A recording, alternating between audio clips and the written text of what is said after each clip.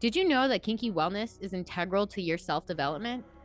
Hi, my name is Dana Shergill. I'm a kinky wellness coach and owner of The Partition, home of kinky wellness. Each Monday, I bring on a guest to discuss why kinky sexual wellness deserves a seat in the wellness conversation. You can catch my solo shows on Wednesdays, but let's jump into it. Hey, and welcome back and happy new year. I hope you had a great first day of the new year. I know I'm excited, and I'm excited to kick off 2024 by welcoming back our friend Ancilla of Ancillary Kink Support. Ancilla is a sex and kink educator, journalist, author, and so much more, and was previously on the show to talk about her class, Deconstructing and Uncovering Your Sexual Self Through Microscopic Study, which you can find in episode 97. However, in this episode, Ancilla is back to teach her class on sexual communication practices for better sexual engagement. From defining sexual communication to goals and hurdles of it and practices to help, this episode is loaded with amazing knowledge and insight. So let's start 2024 off with a bang and welcome back, Ancilla. Welcome back to the show, Ancilla. Happy New Year's. And how are you doing today? Happy New Year to you as well. I'm doing great. How are you doing? Good. I'm excited to start the new year with sexual communication because I think that is a great way to start. And because today we're going to be talking about sexual communication practices for better sexual engagement. I'm really excited to be talking about sexual communication on the first day of the year, although I feel like I do that every year, Every year, just by accident. I think it actually should be intentional. Maybe it's a good time to kind of look at your partner or yourself and be like, okay, what are the new goals for this year? Oh, I'm not a fan of setting goals in terms of dates.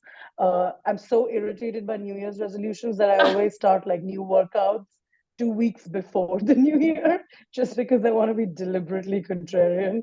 I am the exact opposite. I'm all about the New Year's, but I actually, my birthday, and I guess actually my husband and I turned our anniversary into our New Year's. It's kind of like that's the day that we look at what our goals are together. And we're like, okay, we're going to do it on these days. So November is a big month for us. That's cool. My husband and I forget our anniversary annually. Oh, that's funny. That's funny. Well, today we're going to be talking about sexual communication. So why don't we start with how would you define sexual communication for your perspective? Okay, so very simply, obviously, it's communication geared towards your sexuality and sex life. But to take it apart, two terms, communication and sexual. So, communication obviously refers to more than just talking to each other. It's about the sum total of messaging that's coming from me to you, being absorbed by you through the messaging systems that I'm sending, like verbal, nonverbal, what you know about me, my life experience, and also being absorbed by you through the lenses that you have.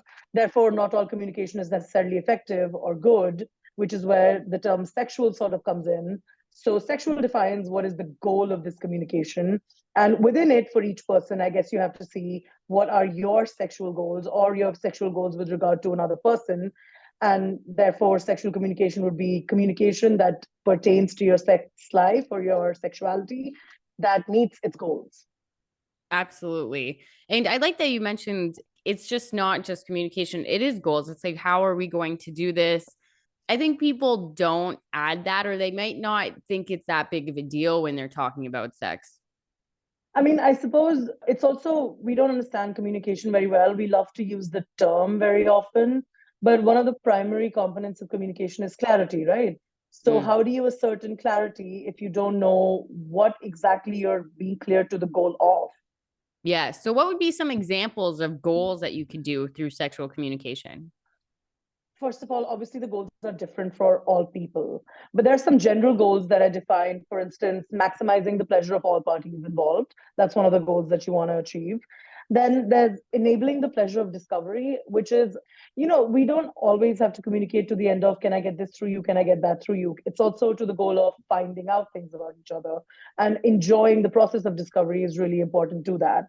Then, of course, there's the part of communication that deals with ensuring safety for everybody and security and making sure everyone's limits are protected. That's another one of the goals that's important. Then, reactions are a very big part of it. Understanding your reactions, the other person's reactions to different kinds of stimulus, or what may or may not happen, or how you react to your environments. And then there's uncovering your sexual subconscious, which sometimes the term sounds a bit new agey, I guess, but what I really mean is like within your sexuality, there are all these different elements that communicating with another person and structuring how you're talking about it can really help you discover. And then, of course, you want to enrich your experience, your sexual experience with yourself, with the other person, discover what you're into, what you're not into.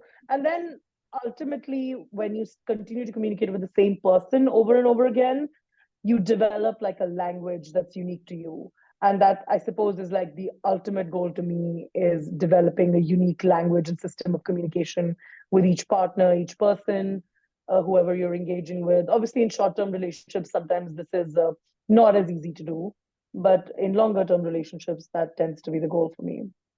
Absolutely. And I think that's good because it becomes almost special and unique to whatever partner. I guess also as human beings, we just really enjoy specificity, I believe. I mean, that's the case also with like music, right? You respond most to music that evokes something really specific in you. So when you communicate with people and you know that this language is truly unique to you, you know that this person understands you and at a very deep, like a very granular level. Now, when I took your class, you went into the differences between communication and negotiation, which I absolutely love, with the goal, scope, and use. And would you be able to explain Right. that in this today? Of course. So first of all, the term negotiation, I think perhaps it's more used within like kink circles than it is in the general sexual lingo. So usually when we negotiate, it's to the goal of, well, what are we going to do with each other? What are the limits of this process? How are we going to accomplish this? And how are we going to make sure everyone remains safe? So in terms of purpose, negotiation is very goal oriented. It's very like, I want to accomplish this scene with you, this play with you, perhaps this dynamic with you. How do we do that? Whereas communication is very knowledge oriented. You can share things that may not have a purpose, and you don't have to necessarily get everything out of them. And sometimes it's not pertinent in the moment, but it informs the patterns and fabric of communication that forms between you. So, in terms of goal, that's how it differs to me. Also, in terms of purpose, that's how it differs to me. Then I guess negotiation is sometimes limited by, well, what are we going to do with each other? Like you negotiate with a person to the end of what exactly is going to transpire between us. Whereas to me, communication is more about, well, discovering how our sexuality functions the way that it does, which informs, well, it informs less of what we can and cannot do and more of what we can and cannot enjoy about each other. Then there's the scope. While negotiation is a very vital part of communication, I believe it's very important to the process of like sexual engagement, especially because it's so focused on like safety and limits. But communication is more like pervasive. It subsumes negotiation under an umbrella. And that way, you're always negotiating, but you're also like doing more than that. You're developing data points of reference that you can keep coming back to and developing narratives from that point onwards. So I guess I tend to view communication as an umbrella and negotiation as a part of it. And then how do you use it? I guess for me, negotiation is vital to establish consent, to establish limits, to establish safety. And I guess I view also its primary goal is to ensure nobody is violated.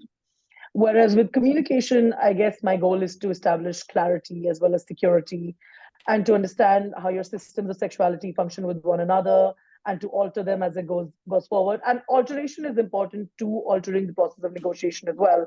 So communication helps you get to places where you're like, okay, this used to be different, and now it feels a little different. Perhaps we need to renegotiate the terms of this engagement. So I guess those are the differences that I see between those two processes. And you definitely need both, because if it's only negotiation, you almost lose that personal ability to be like, okay, I'm an individual. Like you can have more fun too. It kind of intertwines with each other. Absolutely. I guess a lot of people also view negotiation as a fun process, which is a great thing as well. But the purpose of differentiating between them is really not to create a negotiation versus communication scenario. It's more about, well, these are perhaps distinct entities, and one may subsume the other, but one is maybe not exhaustive. And both of those elements definitely help with the hurdles of sexual communication because there's quite a few of them. And one of the first ones, obviously, is lack of mind reading. I do think that people automatically assume, like maybe they thought they said something, maybe they didn't, but we could definitely go into the hurdles of sexual communication.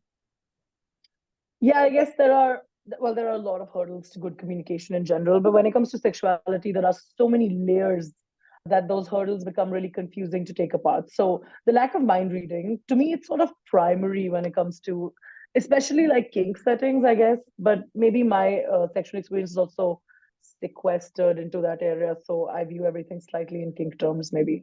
But okay, so the lack of mind reading is really about this idea that like your partner will figure you out, that there will be like this transcendent moment where like they just know everything about you. And our discomfort with like we have discomfort with clearly stating things that we need, often because you cannot share information that you do not have. So if you haven't asked yourself those questions, you cannot answer them when they're asked of you. So often it's because of that, but there are several other reasons that factor into it. Like obviously there is how the social script, how it informs your sexuality is really important here. Like for instance, I'm a woman, and I'm a woman who grew up in India. So a lot of my sexual education, not the one that I was given in a classroom or by my parents, but the kind that you absorb through society, was telling me that don't be overly eager for sexual activity. Don't state too openly that that's what you desire. And sometimes that means that you internalize this repression, this like idea that good communication in this case means don't be too stating too overtly because it's going to send some messages about you. And often you're not wrong about that. There are people who do get those messages when all you're trying to do is being honest and just being open about what it is that you want.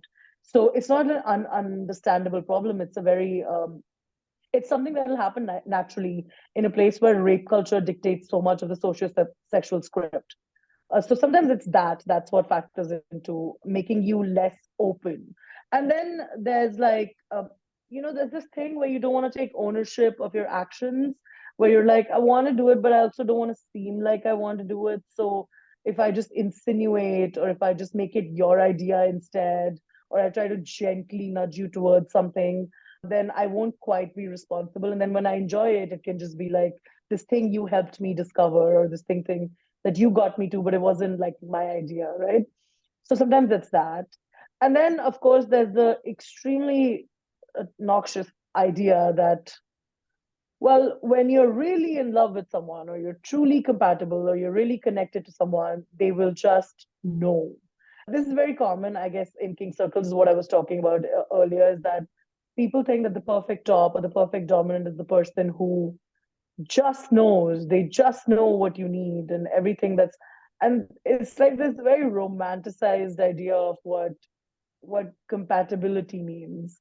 Whereas, I mean, look, I understand familiarity with your partner is a very beautiful stage of existence where, like, you can actually predict their actions. But to get to that, you need really exhaustive methods of communication. The process is really important. And if you get there without process, that's not a miracle. That's just you wishfully wanting to be in that space. And I guess the final reason is it's a personality trait. Some people are just shy, they're just bashful, they don't want to talk. And in that case, I always recommend just write it down. Yeah. And, to your point about this concept that people just know, like they should just know you, that's definitely, I feel like, looking back and reflecting on it, the media and like the movies that I've watched, it's very much like it is like they just know, they kind of anticipate what you need next. And then we are like, oh, that's just how it's supposed to be. Yeah, but then that so easily turns into like a toxic nightmare because the first 5 times they've just anticipated something based on common sense and general social protocol. And then they start informing what you need by telling you that's what Mm. you need. And it's not really about, well, do I really need that? Or is it just because you've created this idea in my head that you know what I need? Yeah, that's very true. That's very true. Now, one of the other major hurdles is the emotions for sexual communication. Right. I actually had a talk with my therapist about whether those states of being are all emotions or not. I made a little note when I was preparing these classes about, well, aren't these emotions? Never mind. We'll call them states of being or emotions because the opinion was divided there. So we always think that lack of trust or a lack of poor communication is what's going to lead to like poor sexual engagement. But those things are really difficult to deduce in the moment. In the moment, the things that are going to stand in your way are often much more specific to each person, but they also come from a different category of states of being or emotions. So I've identified three. There are many other states, but these are just to like give an idea. So the first one is irritation. So there are a lot of things that your mind is willing to suspend when you're engaging sexually, but being irritated is not one of those things that it doesn't go away. Irritation is not, I'm unhappy today. It's more like my foot is itching, Mm. or this room is too warm, or I am sweating right now. And those things, they sort of become the filter through which you'll view the sexual encounter. So if you're in the woods and you're trying to have sex and there are bugs everywhere, you may be really into each other, but you're going to remember the bugs. Mm-hmm. So irritation is one of those things that you should circumvent at all costs. And also, if it involves you having to take a moment, stop, and deal with the problem. And honestly, to me, even to the point where if the problem cannot be solved, we just postpone this. I'd really rather do that than just like deal with it in an irritated state of being. I sometimes compare it to a browser hijacker where like it's gonna hijack what you're feeling and what you're doing and what you're trying to accomplish. And then it's the only thing you'll be able to focus on. So, okay, that's irritation. And then there's confusion. So, confusion is the main thing you're trying to mitigate via communication. Is what I was saying earlier is that clarity is perhaps the number one goal of good communication. So, when you're confused about what you can or cannot do, it sort of splits the narrative in your head. The moment you reach a point where there is a vital question that is unanswered about what you may do or how it may be received, it leaves a lot of space for confusion. Like the moment you're like, can I do this or can I not do this? Should I check or should I not check? Now you have like all of these options that are created in your head, and then you keep going down that path, and there are more questions, and you no longer know what's okay and what's not okay. And also, it's very important to remember that that does not mean you renegotiate terms mid-play. That's not what I'm referring to at all. But sometimes you sense a gap in your communication when you're doing things and you realize, I should have checked about that. A good moment to check about that is any moment when it occurs to you to check about that. At any moment when you experience confusion, ask the question or avoid doing the thing that led to confusion about whether you can or cannot do it. And then finally, there's bravado, which I like to think of it as a naturally synthesized but artificially infused dose of confidence. You know, bravado is that thing. It's that thing that you do where lots of people are standing by a cliff and somebody's like, I would jump, I'm so brave, I would jump. It's that unnecessary sort of, because the goal, it's different from confidence in the sense that confidence is sort of natural to people, and it's also take it or leave it when it comes to sexuality, right? It's like some people are confident and some people are not. It's like it's fine. Whereas bravado is a bit put on. Its goal is to specifically not send a message. You don't want to seem like I'm not cool enough, I'm not brave enough. And especially when you're doing things like pain play or impact play or you're masochist or sadist, you feel like it's very important sometimes to set this tone that you're unbeatable, you're extremely scary. So you put on these acts that may not come naturally to you. Enjoying an act is fine. Like everybody enjoys putting on a scary costume from a time to time. Enjoying it is different from feeling like you have to do it, otherwise you won't feel good about yourself. And bravado comes from that place where like it's born out of an insecurity. Mm. And it often leads you to unsafe spaces, is what I think. It leads you to spaces where you don't want to do the thing, but you do it because you're worried about how you look if you don't do it. Absolutely. Now, before we get to the next hurdle, I just want to make a reference to what you've said about what the irritations, like stop and postpone if it's something that you can't fix in the moment. And I think that more people need to get comfortable with even that concept, that you don't need to just force yourself to go through this, or like, oh, like we made this deal or we made this thing, we have to do it because I said so. Like if it doesn't play out, or if there's too many things going wrong, or if you just don't feel like it, you can just stop and be like, no, I don't want to have sex in the woods with all these bugs. This is just not going to be good for me. Yeah, I guess the general commoditization of sex has sort of made our entire view about sex very opportunity based. So when you think of each encounter as like an opportunity, then it's very difficult to step out of it because you're like, well, I've lost that opportunity. And then Mm. you're viewing it in terms of like this value that you've lost. It's like it's sort of, yeah, it's commoditization. That's what it is. And I guess some people are raised in environments or in ways that they are taught that this option won't come very often for you. So if you get it, you should take it. Sometimes this happens with men a lot, I guess, where it's like, well, this is your only chance, and if you let it go, then you won't be able to do it again, or like, and then that makes you carry on with things that you don't really want to be doing in the moment. Yeah. Yeah. And that's heavy too. Like, because I totally agree with this, like, lost opportunity feeling that we get, which is kind of a shame because it's not like that at all. But we have been in grade, like, you'll lose it. Like, and then you'll feel bad and someone might judge you because you let that moment slip on by. Yeah, it's exactly that. Absolutely. So the next one of the hurdles is actually for serving the fantasy. Right. So, well, we all have very active, I guess. I'm assuming we all have it, but perhaps not. We have very active fantasy lives or ideas of what we'd like in our sexual life.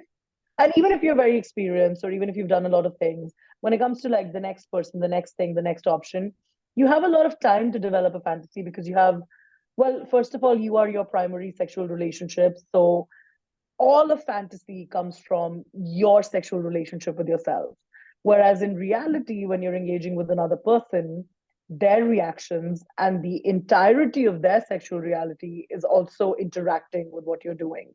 And sometimes when you're really focused on the fantasy and making sure it happens this way and this way and this way, because that's the only way it'll be good for you, then you discount the other person first of all, and then when it's not achieved, then you feel really terrible about yourself or about what's happening with you.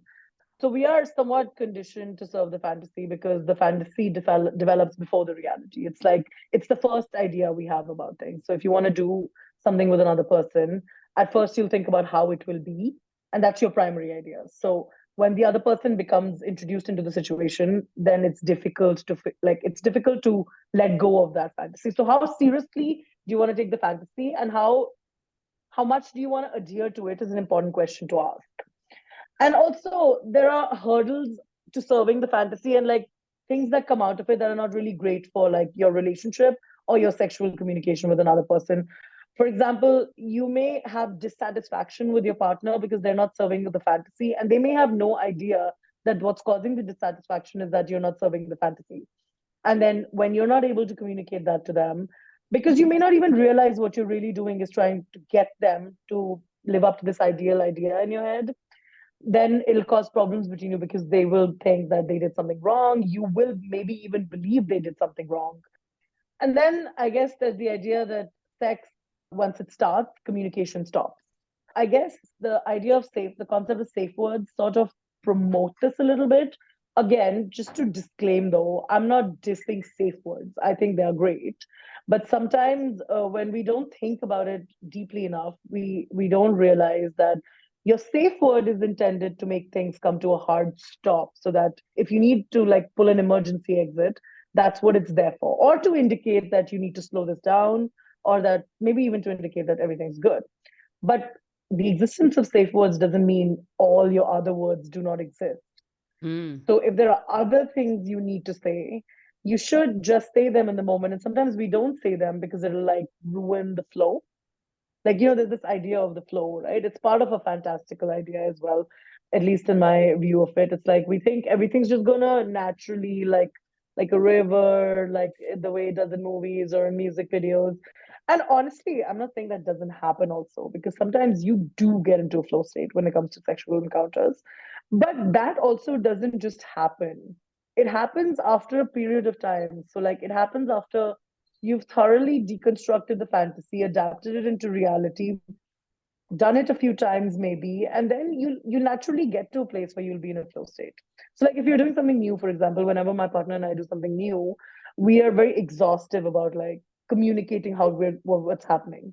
It's sometimes disruptive, but then the next 40 times we are able to achieve the flow state more easily. I also, to your And point, then sorry, sorry. also to your point, I'm going to say we have this concept that it needs to be perfect at all times. It just can't go wrong. Like, we don't almost leave rooms for these like little errors or just moments of communication. Like we just are like, no, it just has to go off. Like this isn't a play to someone. There isn't like, I don't know. Like I feel like that's kind of the perspective or kind of energy that I get from it sometimes too, when people run into these, like serving the fantasies, that it has to go perfectly. I think you're right about that. I guess it's also because there is a performative aspect to sex, and how performative is a question that each person has to answer individually. And sometimes it's like performative enough that you can't break, you can't. And I guess we have this fear of like losing the moment Mm. where, like, if we interrupt it with something, it'll just be lost, And like, which I don't find to be the case. Yeah.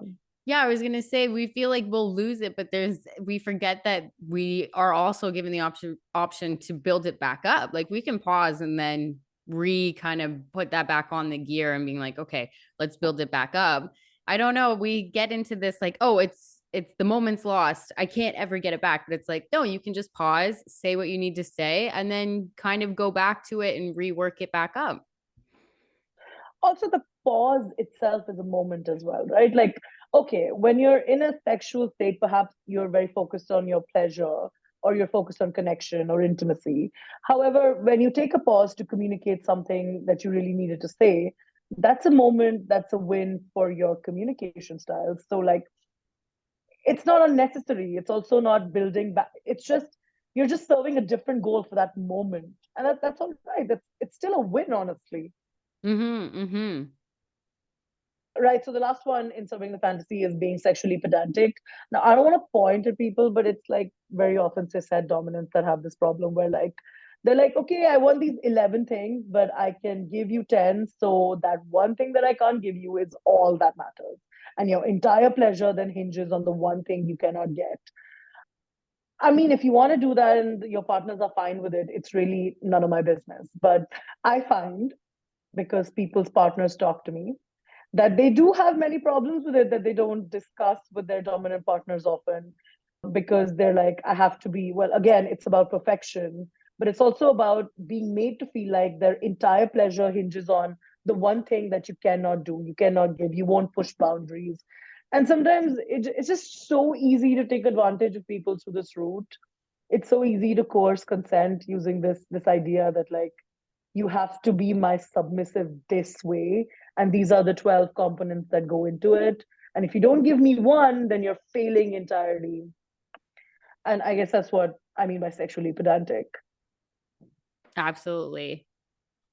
Now, for the next one, it's outsourcing self awareness to your partner. And I think this is kind of ties in to a little bit of like they'll get it or they'll understand. Yeah, I guess it's the counterpart to that thing that we were talking about, where we want the person to just know, but also as the person who's being known, sometimes also we want, oh, just tell me. If you know, you just tell me. Or like, I'm with you now, so you must be involved in my discovery. So why don't you just give me the answer? You should know the answer already. I mean, very often when I used to watch my parents fight with each other, their fights were always based on, well, don't you know this already? Why don't you know this about me already? And it's like, but at no point did you mention it to each other. This was a problem. You just expected them to like pick up on it. So it's sort of that thing where, like, you expect the other person to know on your behalf, which is, it doesn't always work out so great. Like, it's sort of nice when people predict your actions and circumvent issues that they think that you may have had, but it's still nice when they do that, even if you've told them. So I guess telling is important to me. And I guess there's this thing with being known that we find extremely romantic. Again, I guess this ties into what I was saying earlier, is that we feel like if the other person figures us out, then we've been cracked, and now we'll finally know ourselves. It's Mm. like circumventing the process of self discovery. Although I will say that with each partner, with each new person, with each phase in your life, you will be aided by people in discovering things about yourself. That will happen because we interact with other people, and sometimes that's going to bring something up. But the process of like getting from, oh, that's what happened, that's how I reacted, I wonder what that means for me. That's gotta be you. You've gotta do the work on that, because no one else is gonna figure you out. And if they do, you may someday realize they did it wrong, And then what does that mean for the relationship? Absolutely. And I think that it's easy for us to be like, oh, we'll always find it outside, because here in the West, it's not very much encouraged for us to like look inwardly. We're based on, what we can produce, what we do outside, our interactions with other people. So I do think that there is a fair amount of people that someone might say something about them and then they're like, oh, I must be like that. Yeah, you're right. I think that that's common. I'm not sure it's just a West thing. I Yeah. mean, maybe we have more cultural introspection, but we also have more like our primary social environments, familial, encourage us to look inwards to find mistakes. So the way in which we look inwards is often like, well, what's wrong with me? Let me go in and find out. But this is not like, this is devoid of wrong or right. It's just about, well, this is who I am. Absolutely. And so the next one is failure to identify the nature of your emotional mechanisms. I get really complicated title, I realized. It's not I like necessary. it, I like it. Okay, so we all have emotional mechanisms that are not great, or sometimes just antithetical to good communication. Sometimes they're not all things that are wrong with us. They're just like sometimes we don't know what is going into us not communicating well. So I divided these into three. There are obviously many different systems of classification, but mine was based on emotional repression, reservation, and dishonesty. So emotional repression comes, I think, from a place where you've been traumatized, maybe, for being emotionally expressive. And it's a method for you to safeguard yourself. And therefore, when you identify situations where you may be victimized again, or you may be in a space where you don't feel safe speaking up, so you just repress what it is that you want to say because that's the method that you've been taught or you've taught yourself to keep yourself safe. So emotional repression is often about ensuring your safety, and you're not speaking up because you have enough evidence that speaking up is not the right decision and it may lead to you being in an uncomfortable state, or you were just taught as perhaps as a kid that speaking up is dangerous or it's the bad thing to do. When you come out of a space of emotional repression and when you communicate something and you feel attacked, for example, or you feel like you're being shut down, your reactions can be disproportionate to what the other person said to you. And sometimes you don't know your triggers, and there may be some really specific ones. So you don't know why you're reacting that way, and neither does your partner. A good way to circumvent emotional depression is to actively create safe spaces for yourself and be able to identify that these are things that I respond to in this manner because they've been repressed in the past, which is different from emotional reservation, which is the category in which I put myself. It's not that I have a trauma associated with speaking out. It's not that speaking out makes me feel unsafe. It's that I just like to work things out privately until I'm ready to talk about it. So if I receive big news or if I'm going through something that I don't yet know how I feel about, the process of communicating about it just then is muddling to me. So I can't actually do it. But unless I tell the other person that that's the case, they may think I'm coming out of a repressed state, or they may think that I have other emotional reasons for not speaking up. But there often aren't any. And sometimes then what happens is that they start trying to get the information out of you because they feel like that's the right thing to do. It's not but for any malintent. It's just because they feel like you're holding something back, perhaps even to protect them, but that's a different thing. Whereas reservation is just about, I mean, and for me, it's about the fact that I'm still working through stuff. For some people, it could just be a personality trait, or they just are just private. They don't like to share those parts of themselves easily. And that's not always equal to repression. So sometimes communicating that also means that your partner knows to respect the limits of your communication, because it's not that there are things you don't want to talk about. It's that there are times when you're not ready, or that's not the right time for you, or you're not in the right emotional space. And being able to tell people that, it's really empowering. And it's also really great when space is made for that. And finally, there's emotional dishonesty, which is deliberate malintent and the desire to deceive and miscommunicate. It's not something that happens where like you chose by accident to protect yourself to give information that may be harmful to another person. You gave them information that you knew to be false or you knew would mislead them. And you did it through to the end of a goal that was not known to them. Like it was a goal that served you. So you just told them a story because you didn't want to deal or you didn't. And sometimes people who are emotionally dishonest will like present it like I was doing it to protect you. But in that they've made the decision about what your protection entails. And maybe it's well intentioned sometimes in some scenarios, but in my experience, in most cases, when you're being emotionally dishonest, the person you're protecting is you, but you're not protecting yourself from something that makes you feel unsafe. You're protecting yourself from something that you just don't want to deal with, or you just, It's like a there's just like lack of nefarious intent. there's like a lack of accountability there. Like just no, like I'm just gonna put this under the rug and make up some fabricated story. Exactly. And it's like, and also when you find out that somebody was dishonest with you and you don't know the intention of their lie, then it opens up this gamut of possibilities. Instead of like, oh, you lied for this reason, it's like, maybe you lied for this reason, maybe you lied for that reason, maybe you lied for that reason. And anyone who's supposed predisposed to anxiety will have equivalent reactions to all of those possibilities. And they will worry consistently about all of them, so it's just not very compassionate to people, like to be dishonest like that. I mean, it's okay to say, I don't want to share that. And I think people need to also realize that that's an option, just to say, I don't want to share that. But I think people, maybe it's just how I feel. Like, even when it's just this, I have to say something. I have to say something in this moment, but you don't actually have to say something if you don't want to. I mean, it's also, and this is based on personal experience. I am, as I said, I'm reserved in terms of talking about things. And until I met my current, well, I met my husband, there wasn't a lot of space for that in relationships. People think you're hiding something when you don't want to talk about it, or Mm. they think there are some heavy emotional motivations to why you're not saying something. So they tend to like make a whole deal out of it. Like, why won't you tell me? Why won't you talk to me? Like it's just this wrongness of your emotional reaction, which I guess happens to neurodivergent people a lot also. It's like, I'm not doing this to you. I'm doing this because this is who I am. But because social conventions of communication have taught you that silence always is a bad thing, you need to draw it out of me. But being in a relationship where people were actually able to make space for me to not say anything and just, we can just go about our lives. It doesn't have to be the thing that hangs between us all the time.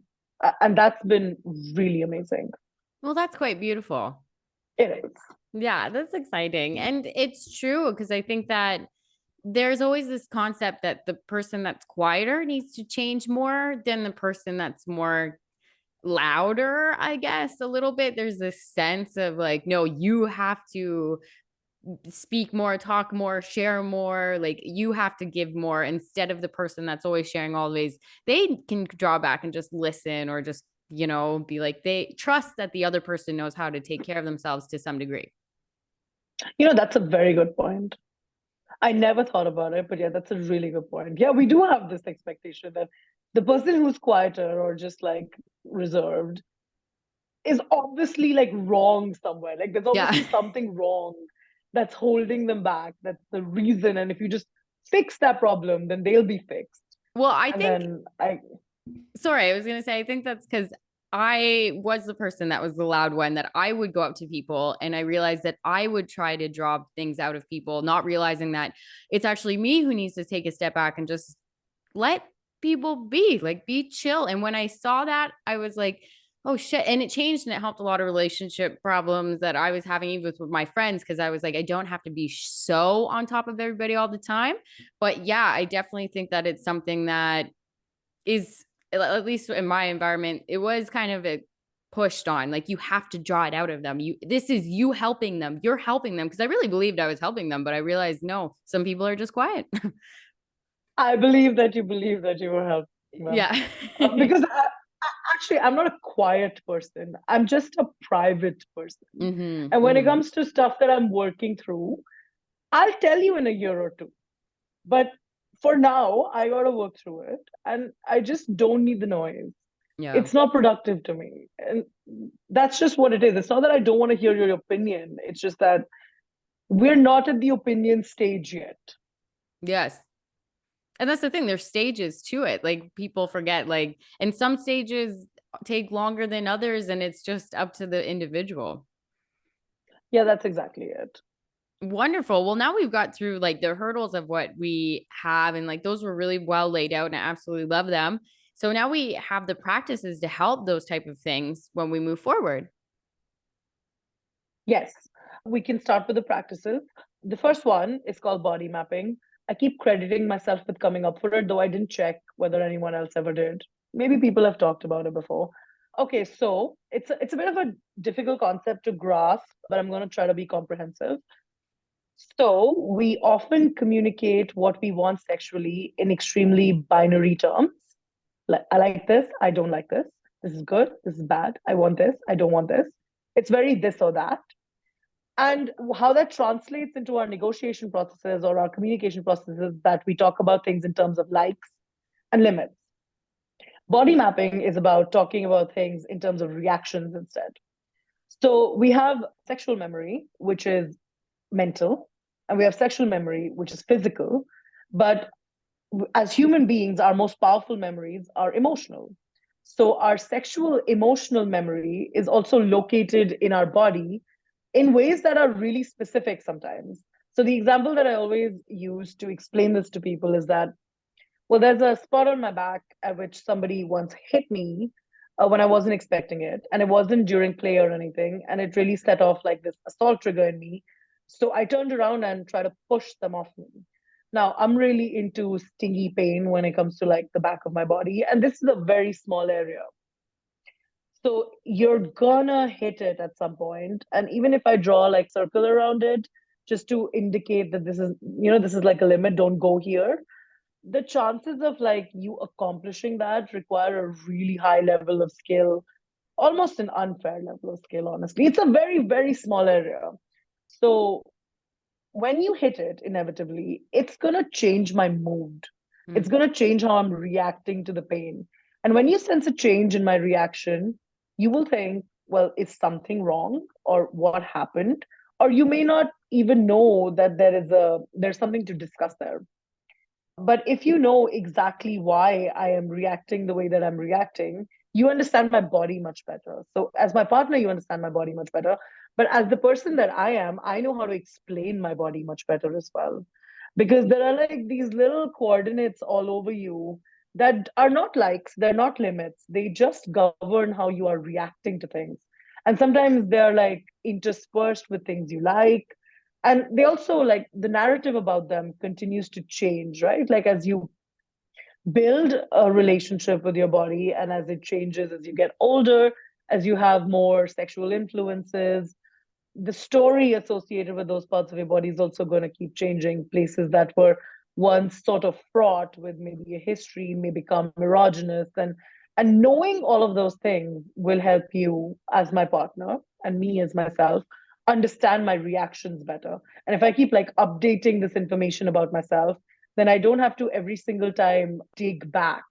I have like this composite of information which is like really comprehensive. And it's not to say that you don't need to talk about your likes and limits. This is in addition to, not instead of. Mm-hmm. So, some of the things that I guess people should keep in mind when they're approaching this is that, well, one of the things I already said was that it's not going to happen in a day. Like, it's not something like I'm not going to wake up today and be like, well, here's a picture of the human anatomy. Let me mark what's going on. Although Yeah. it's a fun activity, I have done it. So, I don't not recommend it. I just not don't recommend thinking of it as like comprehensive and done at that moment. Yeah. So as you keep having new experiences, you're going to keep adding new memories to your body. So you got to keep updating it. And also just be open to the fact that it's not static. Like it's not today this, so always this. This is this idea a lot of people have, and this is unrelated to sexuality, honestly. It's mostly to do with like our granddads who are like, well, I've been this person for 50 years, so it's too late to change now. I mean, you can replace that 50 years with basically any timeline and people use it for everything. It's not like that. Just change. It's fine. Everything's going to be okay. It's important to remember what the goal is with you creating this map of your body. One of the goals is, well, you want to know yourself, right? Like you want to know the minutiae of you because you're all you've got ultimately. Like Mm-hmm. this relationship warrants deep commitment and development because you're interesting to you, Everyone's interesting, but if you do the work to find out what's interesting about you, you're going to enjoy yourself more. It's also the goal is to understand your reactions and to be able to communicate your reactions better to people. The more information you have, the more information you can share. And also, I already said that you use it in addition to negotiation and limits, not in replacement of it. And I guess one of the things that's really important to me personally is like I like to draw maps to like, my formative sexual memories and then how they've evolved over the years with different experiences and also like influences from society and how my politics have evolved. Then when I'm telling someone that I want you to whip me on my back, I'm not telling you what you're doing to me. I'm gonna simultaneously tell you everything that that means to me. And when you do that to me, you're gonna experience it in terms of everything that it means to me as well, and everything that it means to you. And that's just a much richer narrative than just, well, hit me because it feels good. Hit me because it feels good is great. I'm not like dissing hit me because it feels good, but it's just amazing to have like this rich tapestry to just play around in. Well, I think it's So good yeah, to have that's those layers as well, like, because it is. And I love your point about having like the relationship with yourself, because this is something that we should be doing. And I think this is a very practical thing that people should kind of do. And again, not that it's going to be done in a day, but really go through all parts of your body, even like your hands, your fingertips, the palms, tops of them, and just work through section by section and just take a minute to pause and just think about it for a moment. Because sometimes life is so busy that we just run through life and we don't take that moment to kind of check in on every part of our body. yeah, I guess while we hear a lot about having a relationship with yourself, developing a relationship with yourself, it's sort of really formulaic the way you're told to do it. Mostly it's in women's magazines. It's like Mm. take yourself out to lunch or like do yoga, but like, okay, those are activities. But tell me, like, instead, what it is that like the process of getting to know myself. Give me more detailed information about a framework that I may follow. Don't tell me to go to lunch with myself. Like, okay, that's fine. I'll go to lunch with myself. I have lunch by myself every day. But it's not necessarily something that's helping. If at lunch all you're thinking about is it would be nice to be here with another person, well, Well, just yeah. get to know yourself. Well, that's what I was going to say. Sometimes people will go like, "Oh, I did this, so I must feel better." Like just it doesn't work like that either, cuz like you're just doing an activity, and sometimes people do those activities just to stay busy, just so they don't have to get to know themselves. I think you're right. Also, I do understand, honestly. I have a hard time assessing my emotions, for instance, and other people's emotional intentions. And if somebody just told me this is the answer, I would jump at it immediately. So I can see how if somebody tells you if you do this, you'll get to know yourself, you'd be like, yeah, okay, that sounds good. I'll do it. It's understandable. I do think that it's still nice to go out and do these activities by yourself. You should be able to like build up the courage to go do these things by yourself. Like, don't not go out for lunch if you don't have somebody, but in the same breath, don't use it as a like, oh, well, I'm doing this activity constantly. I'm constantly busy. So there is a line in between. I do know, I do agree with what you're saying. I'm not to say don't go out to lunch with yourself. It's more like, well, know why you're going out to lunch with yourself. Absolutely. Absolutely. So the next one that we have is the creation of not today spaces, which I absolutely love. And it kind of references the even what we said earlier. Like you can just say no, like not feeling it, or the environment isn't what I thought it was gonna be like. Yeah, so the reason I brought that up and why I use the term not today spaces because, well, you know what happens is like this, and this happens a lot in relationships as opposed to perhaps more short-term sexual encounters or encounters you have with people. You develop a language of saying no, which sometimes becomes interspersed with the language of rejection. When you say, again, I'm going to talk about my mother. My friends keep making fun of me for talking about my mother so much during sex ed classes because they're like, well, is it sex ed or do you just want to talk about your mom? But I've learned a lot of stuff because of her. So my mom will have a headache, right? And when she has a headache, she says she has a headache. But when she's upset, she also says she has a headache. So now when she says she has a headache, I have to do a lot of math on, well, what is it that you mean? Mm. And sometimes we turn down sexual activity with our long-term partners by saying things like, well, I have a headache. I'm just tired. Oh, okay, I'm just tired is actually fine. But if you just want to just chill and not engage, and you just want to say that I just don't want to have sex, or I just don't want to play today, you should be able to say that and have that be received at face value, not as a rejection. So you can't just institute a not today space without working on your general communication practices. It's sort of the point. It's like if you have let it get to a place where all of your communications with each other have gotten to the point where what you're saying can be interpreted 4 or 5 different ways, then you are not actually in the place where you can create a not today space. Because when you say not today, is your partner perceiving that you're not in the mood? Or are they perceiving you want something else? Or are they perceiving you're not interested in them? So, all of that, just by instituting a not today space, you're not going to get rid of that. Mm. But in the absence of all of that, a not today space works really well because then you're able to say no. And it's just, it doesn't have 1,000 meanings associated with this. And the fact that there are 1,000 meanings that do get associated with the word no is really detrimental to consent culture. It's like it reinforces this message that no doesn't always mean no. Sometimes it means that she's upset with me. I said she because I'm always thinking of coercive partners as being men and the recipient as being as women. I know that's not the truth, but it's just so prevalent. So when it comes to not today's spaces, I do want to be really clear that like just saying to each other that, hey, if I say not today, that's what I mean, even though in all of our history, we haven't indicated any intention to clearly communicate with each other. It may not work as well as you want it to work because you've let your communication get to a point where you're interpreting each other's words for messages that are hidden all the time. So you're going to have to start at scratch, at like truth telling at a really molecular level. And it's a very valid point. Like, no, because sometimes no can be like, I'm tired, I don't feel like it, or I'm not in the mood, or like maybe you pissed me off earlier and now I just don't like, I don't feel it. Maybe I had a hard day at work. And so, yeah, there is a lot of ways that it can be interpreted. But yeah, you just have to open communication, just say it. It's really uncomfortable.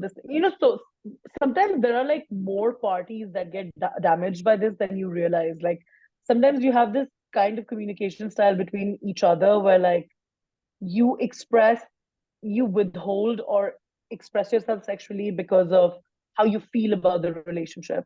So you may tell your partner that like, no, I'm not interested because you're upset with something that they did. They understand it to mean that you're upset with XYZ thing. And they say you're poly in the setup, right? And then there's a third person involved and they interpret your unwillingness to communicate with them or engage with them as a reaction to their other partner. And they Mm. take that to mean that they should get rid of their other partner. And that's the only way to repair the relationship between you two. And then you've like damaged another person in this process because of your lack of clear communication with each other. The inability to say no, to interpret no, to be able to understand all of this surrounding no has hurt another person. And now the way that you're having relationships is such a fucking mess. Valid. Yeah. Yeah. Absolutely. So the next one is indulging the emotion urge to pee, which I actually think is hilarious and so freaking true. Like it's one of those things like it's so obvious, but yet some people like just don't do it. Like again, fear of ruining the mood, but it's something that one of those irritations, it's not going to go away and you have to do it. Yeah, a lot of people don't do it. And honestly, I've been there. I've been in that place where I'm like, just don't say it, just deal with it. I mean, the emotional urge to pee is about, actually, I read this in the first Cosmo article I ever read in my life, where they were like, if you really have to pee, just go pee. Don't do it on a full bladder just because you don't want to disrupt the moment. And I was like, wow, good sex tips are coming from a strange source because they always have like the exact same ones. Anyway, that's where I first heard like this possibility was first presented to me. And then I became like hyper vigilant of it. So then I always had to pee right before I was going to engage sexually because it became ingrained so early in my head. But for me, it's not actually peeing. It's like I sometimes need to make jokes. Like sometimes it'll occur to me in the moment. And sometimes a very serious moment. And the joke is too good that I just have to. If I don't do it, it'll be in my head forever. And That's it's not like awesome. I'm not being a clown. It's not constantly comical. Sometimes it's topical. Sometimes it's just, if I let this moment pass, this joke will lose its value forever. So I just have to say it. Well, And for other people, it can be other things. Like it can be your emotional urge to pee can be about anything, but just bring it up. Just get it out. yeah, just get it off your chest. And it's funny with Cosmo Point because I remember one of the first I brought Cosmo home and my aunt was there and she just like tore me apart in a funny way because one of the advice that it was given was walk like you have an orange between your legs so you could swing your hips farther and stuff. And my aunt just was like, stop reading this shit. Like she took an orange and she was like kind of mocking it the whole time. But that was kind of like a joke that we had. And I think it always resonated with me. And I just realized like Cosmo's not good. And that was like way back, when I was still a teenager. But, sometimes it says good things, but you got to watch because sometimes at those magazines, they say it's kind of garbage. Yeah, it's hard to tell. Sometimes they do have pertinent things inside them. But I also feel like they're constantly playing catch up, right? Like especially Mm. today, there's so much discussion and discourse that's so advanced. And 2 years later, they'll be talking about things that were like done to death 2 years ago sometimes. And I don't mean Cosmos specifically. I mean a lot of these like general sex ed magazines. That's true. That's true. So, moving to the next one is a space to discuss sexuality and dynamic that isn't sexual. And I think that this is a key component just in your relationship in general, because you don't want to focus too much on just the sexual side, because we all have, multifaceted personalities, interests, all these type of dynamics that we do need spaces to hold for all of these things, especially like other forms of creativity. Oh yeah, you're right. It does play into creativity a lot. Well, actually, what it is that, well, we discuss sex a lot with our partners sometimes, but a lot of it is done within sexual settings, like sexting or Mhm. dirty talk. But there's a lot to sexual relations, and this is kink or non-kink or whatever. That's pertinent, interesting, multifactorial, and could benefit from some analysis. So, why not have a space where you can truly take your sexual dynamic apart? And for creative reasons as well, because it's so much fun to do that, because you were there, it's personal to you. And it's just, why would you not want to get to know yourself and the other person as in this way? It just enables so much. For me, like, for example, like I'll say this of power exchange relationships, for instance, since a lot of your communication happens in what one could easily view as an unequal power structure, for me, it really helps to have a space where those conventions of power do not really apply. Mm. And I personally like to do this when I'm in my home office because I am very assured in that space. I am in control in that space. It's my domain, and then that corrects for the inherent power imbalance. And it also puts me in a particular space of mind. Like when I'm there, I'm at my most analytical, productive. I want to organize data, and then it enables me to view us as data, which is really fucking fun to do with another person. And then they bring their data to the table, and like you can see how your data is interacting with the other person's data. Not everybody has to do it in the same space. It also doesn't necessarily have to be a literal physical space, though I do recommend it because it's good for the story, if no other reason. Yeah, absolutely. And it's just all about balance too. I think people need to really understand that there needs to be balance too. Also, aid it. Like, if you're not discussing actively everything that you're doing actively, then at some point, what you're doing is going to become so divorced from what you understand that your own relationship may stop making sense to you because you're like, well, that's when we last checked in and that's where it was at. And now we're doing a whole other thing. And sometimes, like, people will have ideas about their relationships that's like, oh, we're really happy together or we're really sexually compatible, even though that's not being indicated by the things that they are doing together, the things that they're feeling for each other. But the last time they checked in, they agreed that that was the case. So then they're just sticking with that. Mm. Now, your next point is micro engagement. And can you just define what that is just before we get into micro engagement? So I can't just do definitions. I have to do pre-definition first, Okay. uh, which is why does the need for that definition arise? So a question that comes up very often from people is, or not a question, more like a complaint, is that they're not having sex often enough with their partners.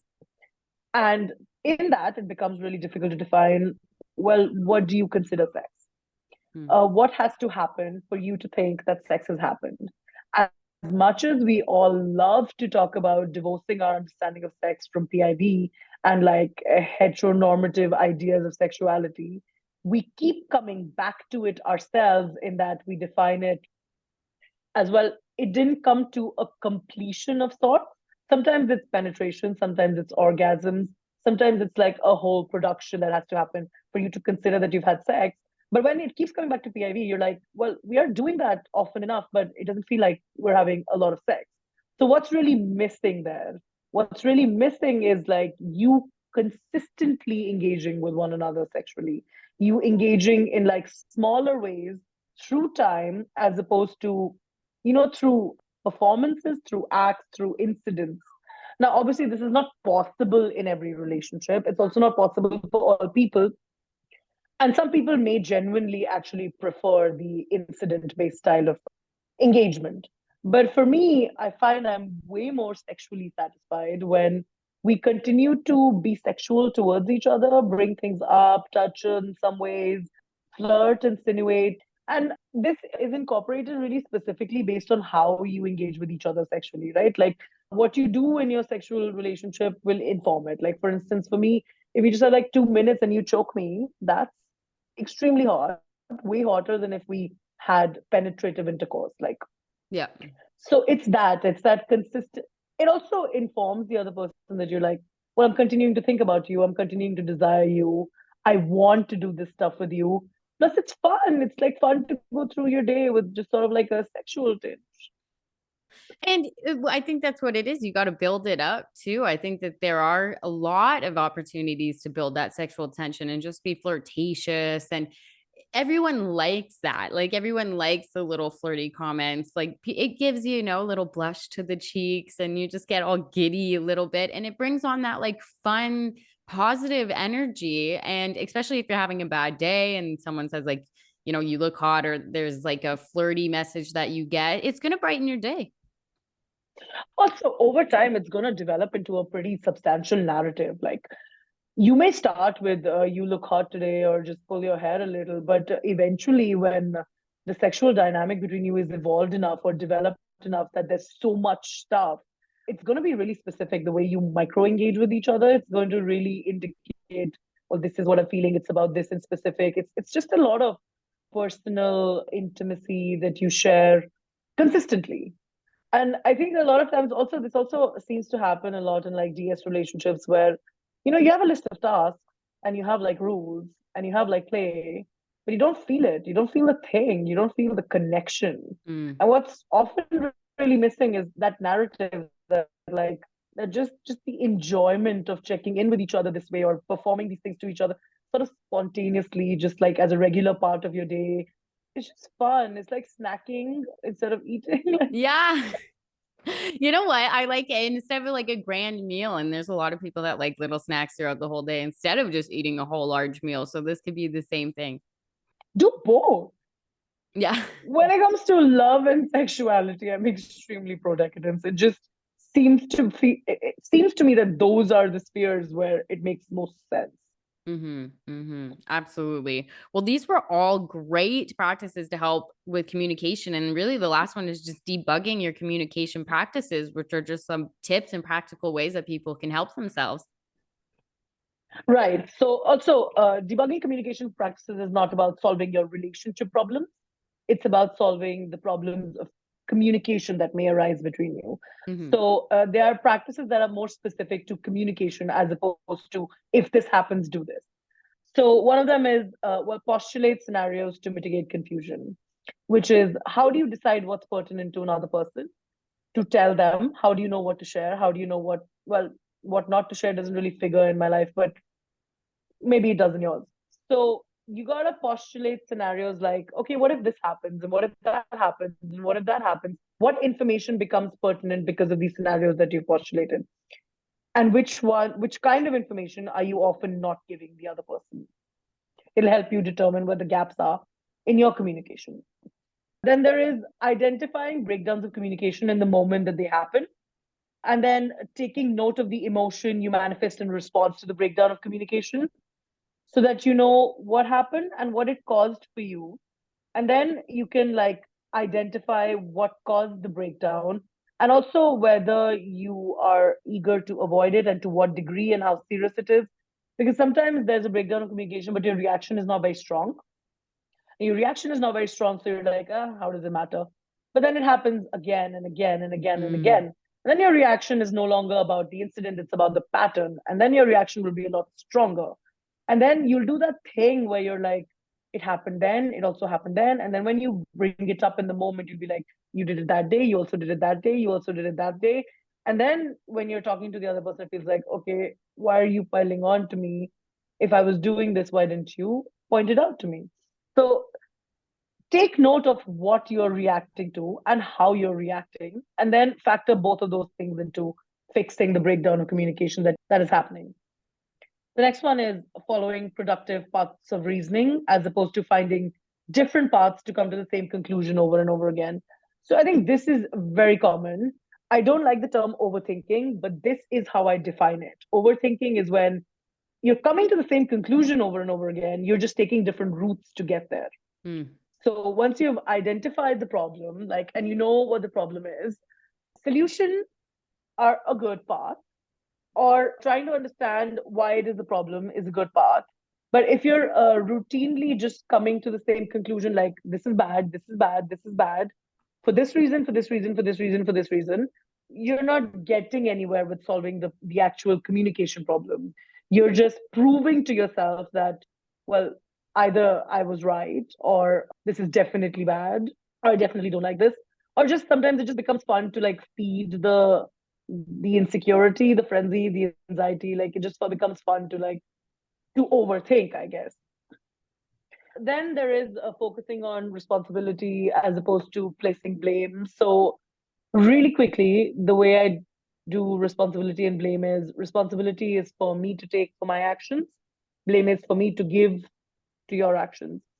Obviously, in an ideal scenario, both parties would focus on responsibility and then there would be no need for blame. Obviously, this is ideal and very rarely the case, but you could work on making it the case. And then that way, when you have a breakdown of communication, each party can just look at their behavior and bring what they see to the table. Not that you cannot evaluate the other person's behavior, but like blame usually shuts down communication.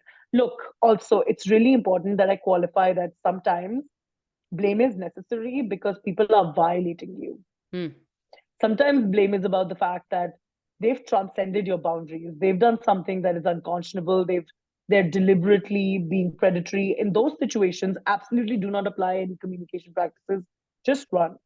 So please take all of this information with the understanding that this is in relationships where there is no nefarious or malintent, and all parties want to be in the relationship of their own will. And in those scenarios, blame can be a bit counterproductive. I can see how it happens, especially when you notice patterns of people not taking responsibility for their actions. Then there is being proactive in predicting issues that may arise from patterns that you notice.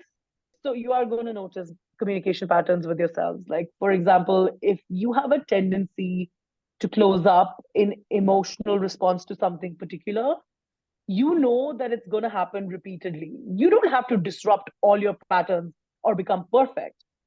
But when you know that you have a pattern, communicate the pattern. That way, it's not going to cause a breakdown of communication. Your partner will still know where you're coming from, what's going on with you. They'll just know that, okay, you're not really in the place to be able to give the correct information at this moment. Then there is working backwards from action to goal and to determine whether the goal you're working on is the one you jointly decided to work on. Let me just explain this a little bit, I guess. So often when there's a breakdown, you can start tracing back from that point to, well, what was the goal of what it is that we were trying to accomplish? And at some point, you'll be able to identify at what point you diverged from the goal and went in a different direction. That point is where like the issue lies, right? So you go back to that point and you see what caused you to diverge from the goal, and then mitigate that issue. Otherwise, you may be trying to solve a problem that's not actually the problem. So working backwards is really helpful for me. Then there is reconciling the use of terminology. So a lot of times we think that finding the word for something is like finding the answer, except it's not. Terminology has its use. It does help you talk about things in a more structured way. Sometimes it helps you identify a certain way, and sometimes it's about representation. But terminology in itself is not the goal, it's the starting point. Because a lot of times I see people moving in this direction, sort of inductive, like we know all this and now we've narrowed it down to a term. Whereas the way you should be working is sort of deductive. It's like, I know this term and I'm working outwards from it. This is what it means to me. This is what I mean when I say this. Really clarifying what you mean by which term and how it's pertinent to what you're discussing is really good. Using terminology that way is really good. Whereas using it in the way that you're like using it as the answer, it's not really going to take you anywhere past that point. The Mm. answer is never one word, it's always 10,000 words. The question can sometimes be one word. So, terminology is a good way to inform questions, not always the best way to inform solutions, not for me anyway. So, start with terminology and persist. So often the diagnostic properties that you seek to solve an issue reside within the answer to the question why. So why the issue? Why now? Why this emotion? Why this problem? Why this response? Why this reaction? Why this breakdown? All of those answers will probably give you a ton of information as to why, as to what has happened. So why is the best question you can be asking. And if you're in a situation where you believe that the problem is that you don't know what to say, you may wish to dig deeper, because most of the time when we don't know what to say, it's like about the emotional reason why you're not saying it. It's like you're anticipating a reaction or you're anticipating feeling a certain way because you said it. So it's really not about what you're not saying, it's about what's the emotional barrier that's standing in the way of communicating well. And when you are at that moment where you're like, I shouldn't say that, or do I say that? Why are you not saying it? What are you scared is going to happen? What's motivating you not saying it? That'll help you determine when are the times you should be speaking up and also the times you should be speaking less. That's very true. Wow. So this I love having you on the show. Honestly, you are packed with so much information. This was a You're great so sweet. conversation. No, this was such a good conversation. And I'm so glad that we're kicking off the new year this way. But is there anything that you would want our listeners to really, really understand regarding sexual communication just right before we leave? Please have fun with it. Don't do it as a task. Don't be like, this is the means to me getting more sexual partners. Don't do it because you're trying to hack a system. Do it because it's truly, really the most fun you can have with another person. Like, love is a feeling, but it's also a process. And communication is a really amazing part of the process. It's like, yeah, the sexual engagement is fun, and far be it for me to diss it at all. I'm really into it. But communicating is also, it's as fun. It's like writing out loud. It's like writing your own story out loud constantly. Absolutely. Absolutely. Well, thank you so much for being on the show. And is there anything that's next for you, or where can my listeners find you?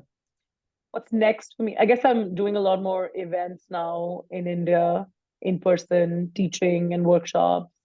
And I'm hoping to start doing them in like colleges and universities because I feel like that's where a lot of the information is needed. And we've got to just stop pretending that young people don't have sex or don't think about it and give them the tools to really think about it.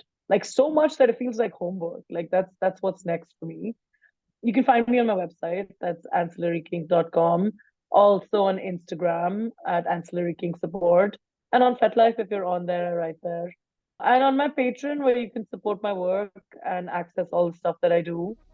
That's all the places where you can find me. in my house, but I'm not telling you where I live. Absolutely. Well, thank you again for coming on the show. And for my listeners, I will put all the links in the description as usual. But for my listeners, you guys know what to do, and stay kinky.